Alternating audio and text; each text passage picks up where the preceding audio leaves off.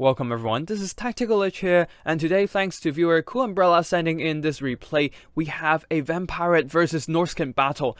This will be an epic battle between the pirates and the Vikings, deciding who is the champion of the seas. Now for the army builds, we have Cool Umbrella leading the Vampires here, a front line of deckhand mobs mixed in with some halberds. At the back, a couple gunnery mob with bombs. On both flanks, we have some sirens here, upgraded with some leftover funds. Using their physical resistance, they will be able to hold their flanks pretty well as long as there's no flaming sword of ruin, and hold their line against even large monsters. At the back, we have a sturdy backbone of Lamprey's Revenge. These regenerating heavily armored crabs would be a very tough target to deal with.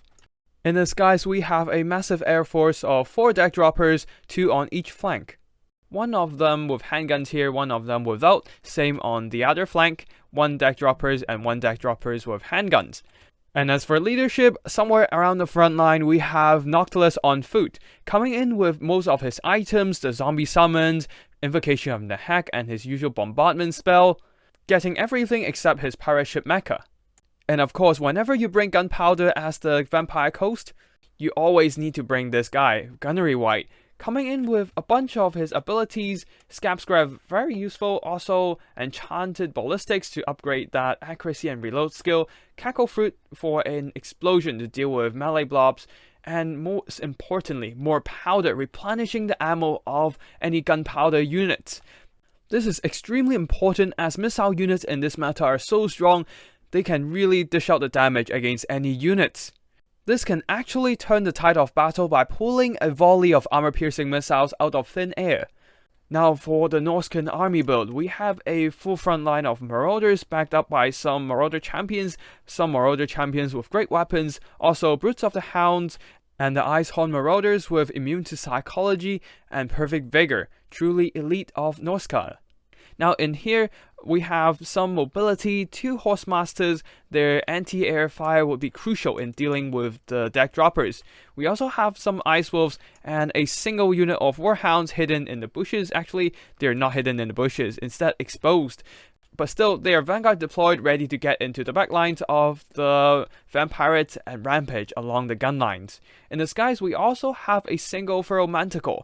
The leadership are Wolfric and a Balefiend of Fire, and that's it for army builds. Let's get this show on the road. The battle begins with the vampires pushing forward their deck droppers. They do not have any artillery today, so it is more beneficial for them to actually be more aggressive and using these skirmishers to their advantage, but careful, they do not want to get too close to Norscan firepower as they will get shot down quite fast, as the deck droppers are rather squishy themselves. With only 15 armor, you can see them already taking massive damage from all these marauder horse masters. Of course, the fireball from the Balefiend is somewhere around here. Yep, didn't actually do that much damage, rather a waste of magic, I would say, only killing 1 model. And there are still 17 more to go. At least it is the more expensive handguns variant, where the armor-piercing damage will do a lot more damage against the characters like, say, Wolfric the Wanderer, who is lagging behind, no doubt trying to stay away from all these armor-piercing firepower. Now, Marauder Horsemasters, they themselves being rather squishy, are now under the massive firepower of the deck droppers here, taking quite some damage, while on this flank we have the Furrow Manticore pushing forward, chasing away all these deck droppers, especially the handguns who do not have 360 arc of fire, and as they flee from the monster, their backs against the enemy, they will not be able to fire, being temporarily silenced. On the far flank in the tree lines, we have some hounds circling around the battlefield looking for gaps in the vampire army. The bombers would be a great choice for them to attack before they can do too much damage to the marauders, who have relatively low armor. But with the sirens and the Lamprey's Revenge standing by, they will have a hard time doing so. A burning head went down, engulfing all these poor deckhand mobs in flames and actually hitting a second unit despite it moving out of the way. The RNG gods is favoring the Norsca right now as the burning head miraculously charting its path, bringing destruction to the vampire coast. Now in the front line, we have Noctilus summoning a zombie pirate deckhand mob, stopping these marauder horsemasters in their tracks and also bogging some of them down in combat, dragging down a couple models here and there. In the skies, the deck droppers are pushing forward as the Manticore has been engaging in melee combat, rampaging against the Gunnery Wight. No more aerial threats in the skies, and the Marauder Horsemasters are pushed back. They can freely push forward and do whatever they want. While in the front line, we have the Marauders absolutely bombed to smithereens by all these zombie pirate gunnery mobs. Even the Icehorn Marauders have taken heavy damage. The Norscan infantry push got delayed a bit, as the Marauder champions with great weapons are now delayed by all these zombie summons being shot into pieces by the deck droppers in the skies. In the flank, we have some Sirens circling around, probably trying to flank the Norscan army. Over here, the Marauders are being idle as they lost their attack order on the crumbled zombie pirate deckhand mobs, and they really need to reactivate once again. Wolfric's bolt rips through a bunch of Sirens, doing some nice magic damage to the stationary ethereal ladies. In the front line, we have the Icehorn Marauders pushing forward, trying to get into some zombies and cut them down, but there is the countercharge from the Lamprey's Revenge, who have routed all the hounds and wolves and will now be holding the line with their tanky armor. Over here, the Gunnery Wight actually survived the onslaught from the Feral Manticore. And now the Balefiend dropped another Burning Head onto the Sirens, doing some decent HP damage to these ghosts. Now in the middle, Noctilus is in a bit of a pinch here, being hit by Wolfric's Hunter of Champions, debuffing his armor down to 65 and lowering his melee defense as well. Chariot Wolfric is giving Foot Noctilus a heavy beatdown. Noctilus has to run before being surrounded and bogged down by a horde of marauders around him. Now with an overview, the Norscan actually has the infantry advantage here. The Brutes of the Hounds are cleaning up all these zombie pirate deckhand mobs. We have the Hounds bogging down the Gunnery Wight and the Siren, but the Norscan player has to be careful. Wolfric the Wanderer is now overchasing, putting himself directly under the fire from all these deck droppers, while the Horsemasters are being delayed by the zombie summons who has just disappeared from battle. Unable to get into support and produce some anti-air fire to push away these deck droppers, you can see Wolfric the Wanderer getting rapidly focused down by all the handguns in the skies. Especially both handgun units are still online, and only the deck droppers with their pistols are being killed, disintegrating into dust. Now despite the Norscans were able to win out the mainline infantry fight, getting the advantage here, Sirens was able to rout off these Marauder Hunters, taking away what's little left of the Norscan anti-air fire power. Wolfric the Wanderer, without any anti-air fire support, is taking some serious air-to-ground missile damage. Especially with Count Noctilus coming in for a nice comforting shank in his back. The Hunter of Champions now is being hunted by the undead. With Wolfric gone, all that's left for leadership is a familiar Balefiend. He does have some nice missile resistance, able to tank out some more damage, but surrounded by the Lamprey's Revenge and also some deckhand mobs, he is not in a great engagement right now as he does not have the best melee stats. While in the tree lines, Wolfric is just chilling inside, hoping to hide from the gunfire from the skies. Also, we have some Marauder Horsemasters here shooting some javelins into Noctilus, who summoned yet another zombie pirate deckhand mobs to stop these Marauder Horsemasters from firing. And now the Norscan infantry swarm, victorious from their engagement against the zombies, are flooding forward, trying to hunt down all these big monsters, the Lamprey's Revenge, with the dogs catching up with Count Noctilus first, trying to tie him down in combat, and the Marauder Champions, the heavier, slower infantry, but no doubt much more powerful, trying to catch up and drag all these units into a brutal melee grind. In the skies, the handguns are still firing, but their ammo is running low. But fear not, more powder is in play right now, replenishing their ammo, allowing to continuously fire down the line. They are now pouring the fire into the Norscan units with their buffed up reloading skills. And remember, ammo counts as balance of power as well, and you can see the balance of power is slightly tilting towards the favor of the vampires. Also, partly because Wolfric right now is extremely damaged, while Count Noctilus, being a lore vampire caster, can easily heal himself up as well as his comrades with the invocation of Nehek. Now the Feral Manticore extremely beat up, but getting quite a bit of value, 2 brown chevrons, and now dropping onto the Gunnery Wight, trying to dish out some last bit of damage before being routed by the Lamprey's Revenge. On the side, Wolfric the Wanderer kills Count Noctilus, but at what cost? He himself only down to 39, actually 4 HP left from the shotguns of these Lamprey's Revenge. he has taken massive damage and will be running towards the tree lines once again. But he probably won't be staying in the battle, as he is now down to 6 leadership minus 10. As the leadership buff from the fight or die slowly wears off, his leadership now too low for battle. Famir Balefin still fighting with only half health, now subjected to the armor-piercing fire from these deck droppers, and I'm sure that sneaky Gunnery Wight over there still have some ammo in his back pocket, allowing him to continuously replenish these armor-piercing fire of the deck droppers. So in a desperate attempt to finish off all the ground units of the vampires, especially the physically resistant sirens, Balefin actually dropped Flaming Sword of Ruin on this area, giving all the units in this area a little bit of a damage boost, especially with that magic attack buff. Of course, Famirs do magic damage themselves, so that magic imbue is actually only benefiting the Marauders. Unfortunately, the Sirens are way too quick, slippery as they are, easily escaping the area of effect for the Flaming Sword. Terrifying away some Marauders, they are now conserving their strength, ready to go for a second round. While over here, the Marauder champions are pushing forward, they cannot catch these Sirens, so all they can do is just sit there to eat the fire from all the deck droppers.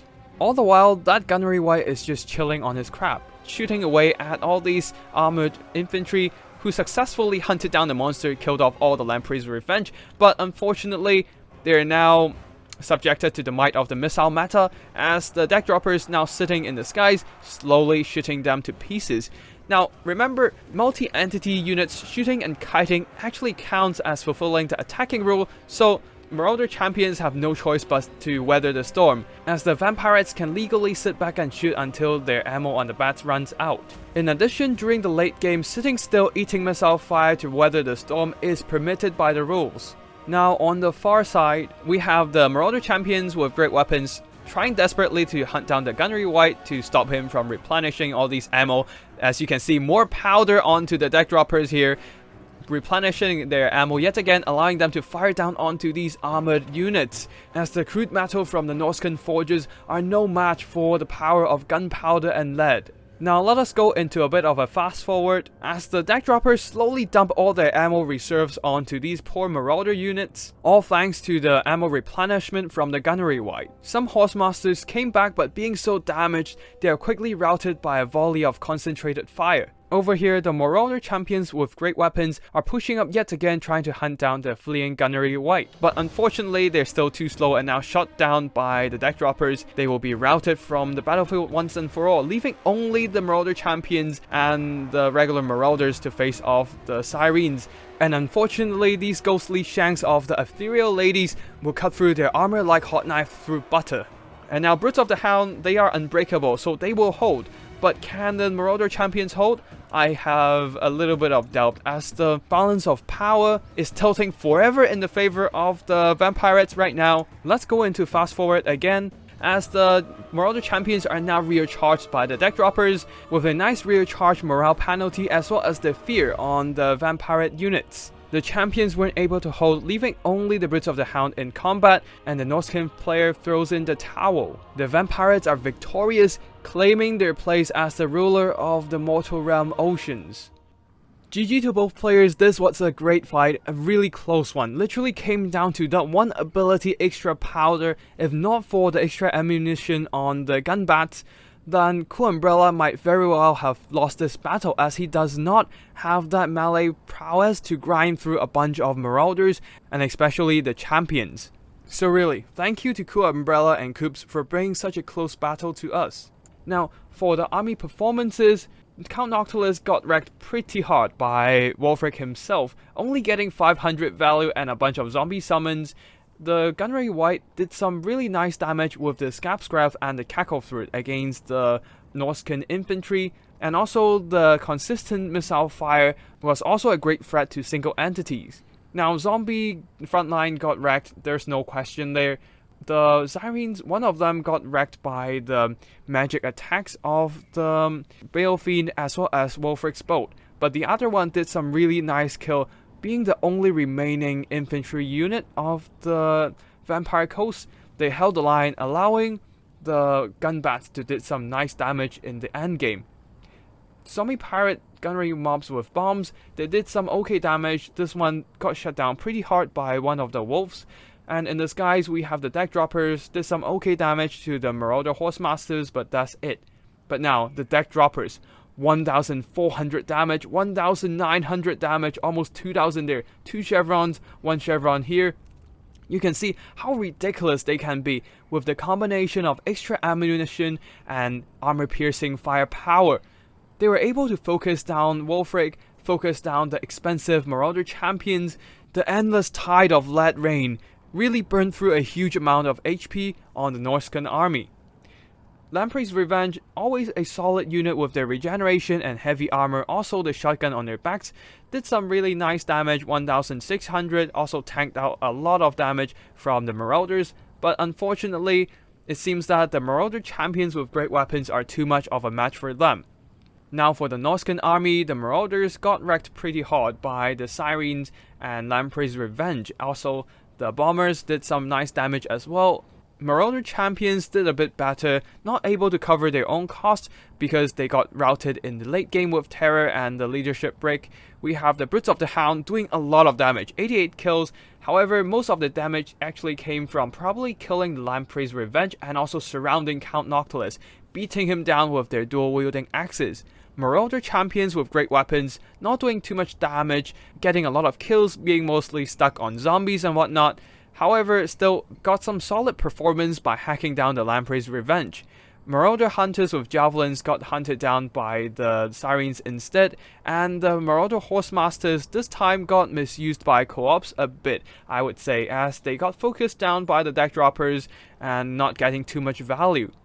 Now Warhounds, they were able to get into the backs of some of the bombers, but only shut down one unit. The other was still able to fire freely and got some nice value in the end. Manticore, some reason, getting 2,000 damage in. Probably getting all that from hitting the Gunnery Wight, I assume, as the Gunnery Wight is not the best melee combatant and the charge damage from the Manticore can do some nice damage on the skirmishing unit. Now for the characters, Famir Balefiend was basically burning through a bunch of zombies with his spells, so not a lot of damage. Even the Burning Head on the Sirens not being able to kill off the unit, only doing some okay HP damage. And Wolfric the Wanderer, 2,800 damage, that's a lot. Really impressive stuff, killing Noctilus, but unfortunately not able to carry the game as he has pushed way ahead of himself at one point, isolating himself, allowing the gunbats to shoot him down with relative ease. And yeah, that's basically it for today's battle. Thank you for watching. I hope you enjoy it, and if you do remember to hit the like and subscribe to get notified every time I upload a new video. They will be ranging from battle replays like this one, wild army builds for Total War Warhammer 2 online multiplayer, as well as tips and strategies for the game. And that shall be it for today. Thank you for watching, and I'll see you in the next one. Tactical Lich, signing out.